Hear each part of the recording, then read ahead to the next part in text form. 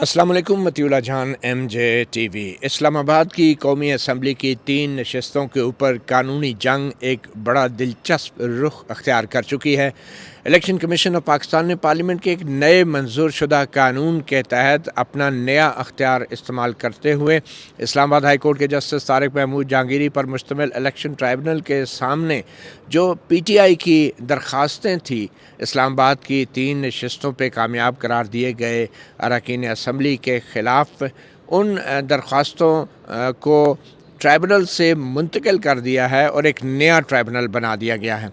और उस election commission का फ़ैसला जो कल ही सुनाया गया रात 9 बजे, उसकी तफसीली वजूहात भी सामने आई हैं। उस फ़ैसले को अभी PTI ने चैलेंज नहीं किया, मगर इस फैसले से चंद दिन पहले PTI ने उस कानून को चैलेंज किया था जिस कानून में इलेक्शन ट्राइब्यूनल से केस लेने का अख्तियार इलेक्शन कमीशन को दे दिया गया था और दूसरे ट्राइब्यूनल को बना के उसमें मुंतकिल करने का अख्तियार दिया गया था। उस कानून के हवाले से जब पहली बार चीफ जस्टिस आमिर फ़ारूक के सामने रिट दरख्वास्त की समाअत लगी तो उनसे कहा गया था कि इस कानून पर अमल दरामद को रोक दिया जाए, कोई स्टे ऑर्डर जारी किया जाए। चीफ जस्टिस आमिर फ़ारूक ने स्टे ऑर्डर जारी नहीं किया था, जिसके बाद इलेक्शन कमीशन ने कल जो है ट्राइब्यूनल जस्टिस तारिक महमूद जहांगीरी से जो PTI की यानी जो पटिशनर थी वो लेकर अब एक नए ट्राइब्यूनल को मुंतकिल कर दी हैं। आज जब उस कानून के ख़िलाफ़ जारी समाअत की दोबारा तारीख लगी तो चीफ जस्टिस आमिर फ़ारूक ने सबसे पहले तो अपने शदीद तहफ़्फ़ुज़ात का इज़हार किया कि इलेक्शन कमीशन ऑफ पाकिस्तान कैसे और किन वजूहात की बुनियाद पे एक ट्राइब्यूनल से केस मुंतकिल कर सकता है किसी दूसरे ट्राइब्यूनल पे। और चीफ जस्टिस आमिर फ़ारूक ने कहा कि अगर कोई फ़ैसला पसंद नहीं या जो भी इल्ज़ामात हैं उनके हवाले से अपील की जा सकती है ट्राइब्यूनल के फ़ैसले के ख़िलाफ़। मगर अगर ये जो वजूहात बज़ाहिर सामने आई हैं केस की मुंतकिली की एक ट्राइब्यूनल से दूसरे में, अगर इस चीज़ को हम तस्लीम कर लें तो बकौल चीफ जस्टिस आमिर फ़ारूक के फिर तो अदालतों में कुछ भी नहीं बचेगा। मेरे साथ मौजूद हैं आज एडवोकेट शोएब शाहीन, जो कि ख़ुद भी इस्लामाबाद की एक सीट से उम्मीदवार थे और इन्होंने भी election tribunal justice Tariq Mahmood Jahangiri के सामने अपनी दरख्वास्त दायर कर रखी थी।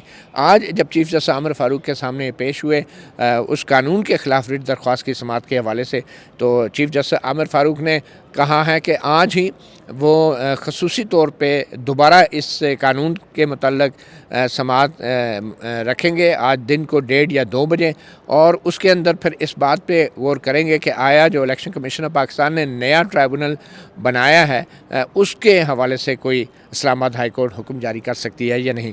तो एडवोकेट शोएब शाहीन साहब, सबसे पहले तो ये बताएं कि ये जो आज का केस लगा है ये इलेक्शन कमीशन के फ़ैसले के ख़िलाफ़ तो नहीं है, ये पहले जो आपने कानून को चैलेंज किया था, तो उस चैलेंज में आपने कहा क्या था और आपने मांगा क्या था जो उस वक्त चीफ जस्टिस आमिर फ़ारूक ने नहीं दिया?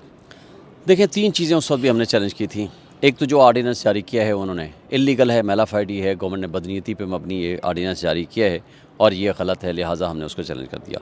दूसरा, और वो एक्टिंग प्रेसिडेंट थे, दूसरा हमने उसमें चैलेंज किया था जो ट्रांसफ़र की उनकी पावर्स है सेक्शन 151 की, और तीसरा उसमें अंदर चैलेंज किया था कि जो उन्होंने हमारे ख़िलाफ़ एक नोटिस किया था कि जनाब आप आएँ, क्यों ना ये एप्लीकेशनें उनकी एक्सेप्ट करके ट्रांसफ़र कर दी जाएँ, जो हमें नोटिस जारी हुआ था।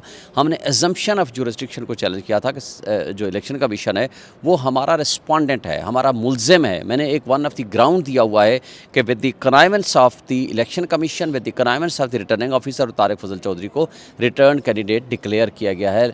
लिहाजा हमने ये कहा था कि इनको अख्तियार नहीं है, और इवन अदरवाइज़ वो अख्तियार के जो कानून है उसको भी हमने चैलेंज कर दिया। तो इसके ऊपर आपने स्टे भी मांगा था उस कानून के ऊपर अमल दरामद? नहीं, एक तो है कानून पे अमल दरामद का भी स्टे मांगा था, लेकिन हमने उससे ज़्यादा स्टे मांगा था कि आप इलेक्शन कमीशन जो ट्रांसफ़र एप्लीकेशन सुन रहा है, जो एजम्पशन ऑफ जुरिस्डिक्शन कर रहा है, उसकी कार्रवाई रोक दी जाए। उसके ऊपर इन्होंने नोटिस कर दिया था। इन्होंने कहा कि चलें हम 2 दिन का टाइम देते हैं, हम उनको रिस्पेक्ट देते हैं कि वो आकर के, उनको जाकर बताया गया कि जनाब आप रुक जाएँ, क्योंकि इलेक्शन कमीशन के इसी आर्डर के ख़िलाफ़ हम हाई कोर्ट में गए हुए हैं और हाई कोर्ट इसको सुन रहा है। बल्कि उन्होंने तो बड़ा अजीब सा जुमला कहा। अभी यहाँ आर्गूमेंट्स जारी थे तो मुझे वो कहने लगे सारे लोगों और मीडिया के सामने कि जी हमें पता चल गया है कि उन्होंने नोटिस कर दिया है, आपको स्टे नहीं दिया। मैंने कहा जी अभी तो आर्गूमेंट्स जारी हैं। मीडिया से पता चला? पता नहीं उनको कैसे पता चला, अभी तो आर्गूमेंट्स यहाँ जारी थे। बहरहाल खैर उन्होंने ये बताया सबकी मौजूदगी में, इलेक्शन कमीशन ने ये बताया हमें कि जनाब हमें पता चल गया है कि नोटिस हो गया और आपको स्टे नहीं मिला। बहरहाल खैर ये उनकी अपनी इन्फॉर्मेशन थी, उनको ख्वाब आया होगा। ठीक है। उन्होंने कहा हम चलाएंगे, चला दिया, ऑर्डर कल कर दिया। अब यहाँ जो अब प्रोसीडिंग्स हैं, अब हमने इस आर्डर को चैलेंज करना है कि जनाब during the pendency of that case जो ये आर्डर पास किया है, it is in the continuation of the same proceedings, क्योंकि उसमें हमने एजम्पशन ऑफ जुरिसडिक्शन को ऑलरेडी चैलेंज कर दिया है कि वो एज्यूम ही नहीं कर सकते। और फिर जो ग्राउंड्स दिए हैं उन्होंने, वो ग्राउंड लीगल ग्राउंड्स नहीं हैं। लीगल दो ग्राउंड्स होते हैं, एक कन्फ्लिक्ट ऑफ इंटरेस्ट होता है दूसरे जज का, दूसरा होता है बायस्ड। अगर ये दो चीज़ें साबित कर दें तो ट्रांसफ़र हो सकता है। तो जो इलेक्शन कमीशन ने ऑर्डर जारी किया है 16 सफ़ात पे, इसमें कहीं कॉन्फ्लिक्ट ऑफ इंटरेस्ट या बायस का कोई जिक्र है? कुछ वजह भी जिक्र नहीं है। हाँ? मैं दो इम्पॉर्टेंट जजमेंट्स देकर आया था उस दिन। एक जस्टिस बाबर सत्तार ने लेटेस्ट जजमेंट दी है इस मौजू के ऊपर, जो इंटेलिजेंस एजेंसीज़ ने बायस का इशू डिस्कस करके कहा था कि जनाब आप बायस्ड हैं और इसको न सुने। उन्होंने बड़ा डिटेल कुछ 46 सफ़े की जजमेंट दी है। एक जजमेंट है आबिद ज़ुबैरी की, जस्टिस उमरता बंदियाल ने 5 मेंबर बेंच ने दी थी, जिसमें उन्होंने कहा था कि बायस क्या होता है और कन्फ्लिक्ट ऑफ इंटरेस्ट क्या होता है, और ये जजमेंटें पढ़ के भी सुनाई थी। लेकिन इन दोनों जजमेंटों का इतनी डिसऑनेस्टी की है इलेक्शन कमीशन ने, सारे मीडिया की मौजूदगी में, सबकी मौजूदगी में मैंने वो पढ़ के सुनाई थी और उन्होंने एक लफ्ज़ उन जजमेंट के बारे में नहीं कहा। ठीक है, अब मुझे ये बताएं कि इलेक्शन कमीशन का ऑर्डर तो कल आया है, 9 बजे रात को तहरीरी हुक्मनामा 16 सफ़ों का जारी हुआ है, तो उस ऑर्डर को तो आपने चैलेंज नहीं किया, तो आज दिन को चीफ जस्टिस अमर फारूक ने कौन सा केस टेकअप कर लिया है? क्या उसको आप चैलेंज कर रहे हैं? वैसे इलेक्शन कमीशन को आज ही चैलेंज करेंगे? देखें, एक तो मेन केस जो हमारा था ना, एजम्पशन ऑफ जुरिसडिक्शन और लॉ के वायरीज़ के मुतालिक, वो आज फिक्स था और उसको टेकअप किया उन्होंने। और जब वहाँ गए तो उन्होंने दायरे मीडिया के जरिए उनको इन्फॉर्मेशन थी, उन्होंने कहा जी आर्डर हो गया। मैंने कहा जी आर्डर हो गया है, आपसे हमने मांगा था कि आप इसको स्टे कर दो, आपने स्टे नहीं किया, उनको नोटिस कर दिया, उन्होंने आपका इंतज़ार किए बगैर वो आर्डर कर दिया।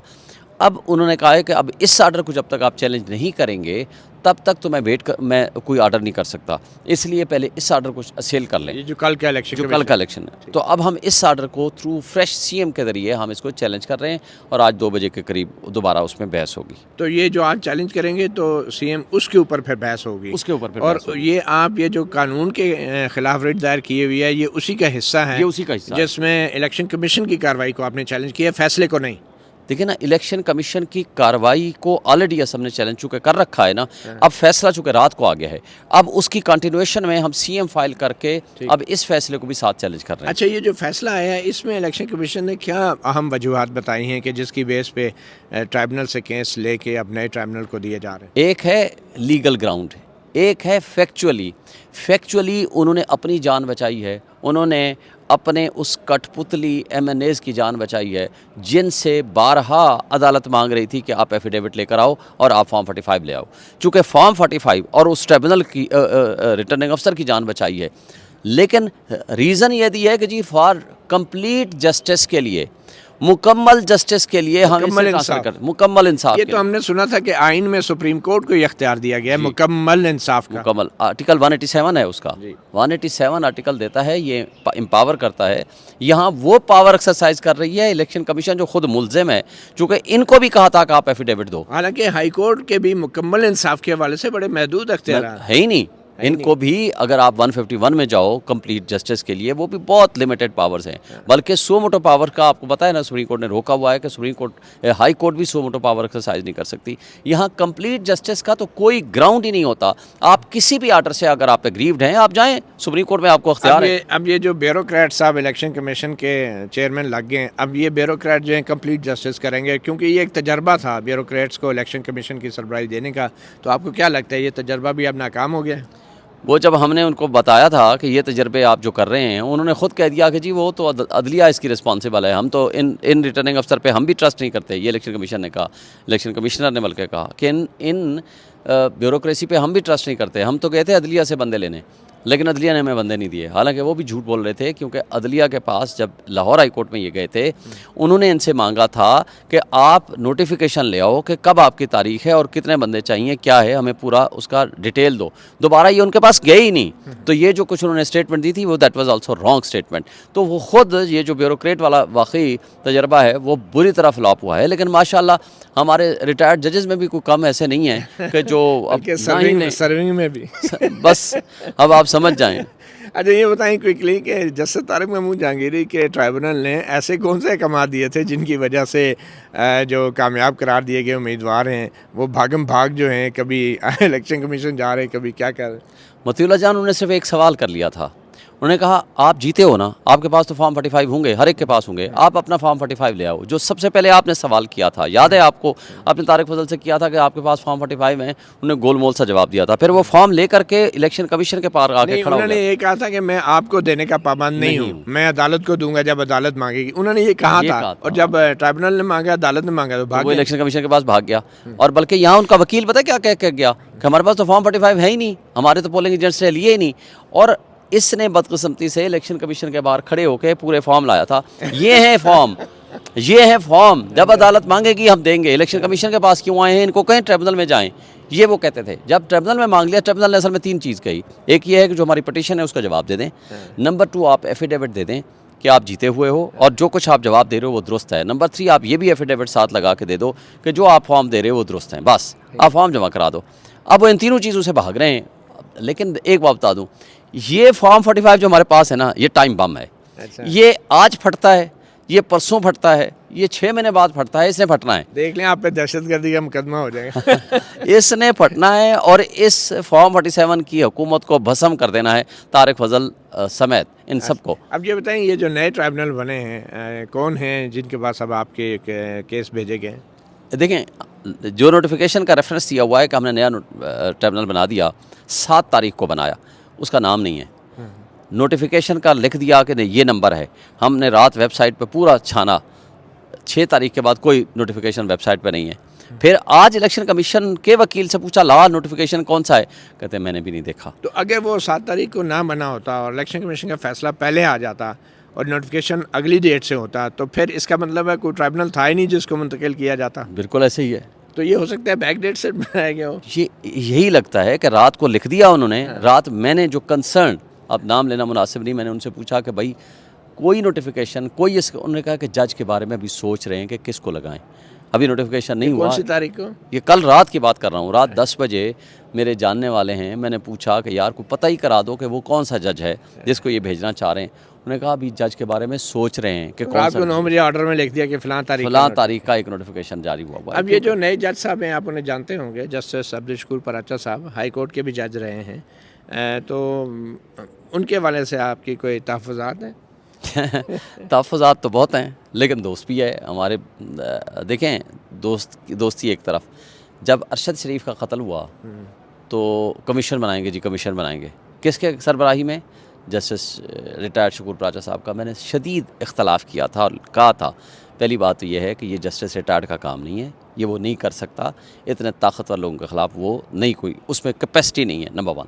नंबर 2, वो उनका इसी तरह शहबाज शरीफ की तरह आँख का तारा है, जिस तरह वो अपने आँख के तारे रखा करते हैं, इसलिए उनके पास उनका एक एसेट है। तो जो एसेट होता है ना, वो अपने असल ख़ास लोगों के ख़िलाफ़ नहीं वो प्रोसीडिंग्स कर सकेगा। तो उसके बाद उसकी वालदा ने भी आपको बताया कि वो एतराज़ कर दिया था, तो फिर पीछे हट गए थे। हर इस मौके पे मुझे अफसोस से ये कहना पड़ता है कि जस्टिस रिटायर्ड शकूर पराचा साहब ही उनकी नज़र क्यों पड़ती है? कोई कम जज तो नहीं है ना, जस्टिस शौकत सिद्दीकी को भी तो दे सकते हैं ना। रिसेंटली वो उसकी ये वैसे ही है जैसे इमरान खान साहब की नज़र जावेद इकबाल साहब पे पड़ती थी, नैब के चेयरमैन की मुद्दत में तोसी देने। जावेद इकबाल को तो इन्होंने बनाया था। तोसी तो कौन देता रहा? वो तोसी तो चलो दी, वो तो पसंदीदा था हर एक का। आँख के तारे तो आपके भी बड़े रहे, आपके लीडर के। तो अब भुगत भी तो रहे हैं ना हम सब मिलके, तो गलतियां तो फिर हमसे भी हुई हैं ना। चलें, तो बात ये है कि बहुत शुक्रिया एडवोकेट शोएब शाहीन। अभी कुछ देर बाद ही दिन के वक्त दोबारा ये मामला टेकअप होगा, जो कानून को चैलेंज किया गया है और इलेक्शन कमीशन की कार्रवाई को, और उसके अलावा जो इलेक्शन कमीशन ने हुक्मनामा जारी किया है उसके ख़िलाफ़ अलग से एक अपील भी दायर होगी और उसके अंदर फिर उस हुक्मनामे की मुअत्तली के ऊपर भी बहस की जाएगी। मतिउल्लाह जान, MJ TV से इतना ही, इजाज़त दीजिए, अल्लाह हाफ़िज़।